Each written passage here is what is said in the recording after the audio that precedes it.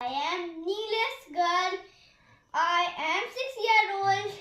I study in UKG class. My school name is Saint International School.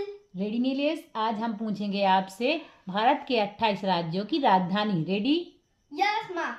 Himachal Pradesh, Shimla, Uttarakhand, Dehradun, Punjab, Chandigarh, Haryana, Chandigarh, Rajasthan, Jaipur, Gujarat, Gandhinagar, Madhya Pradesh, Bhopal, Uttar Pradesh, Lucknow, Bihar, Patna, Jharkhand, Ranchi, Chhattisgarh, Raipur, Maharashtra, Mumbai, Goa, Panaji, Karnataka, Bengaluru, Kerala, Thiruvananthapuram, Tamil Nadu, Chennai, Andhra Pradesh, Amravati, Telangana, Hyderabad, Orissa, Bhubaneswar, Paschim Bengal, Kolkata, Sikkim, Gangtok, Arunachal Pradesh, Itanagar, Assam, Dispur, Nagaland, Kohima, Manipur, Imphal, Mizoram, हाईजोल, Tripura, Agartala, Meghalaya.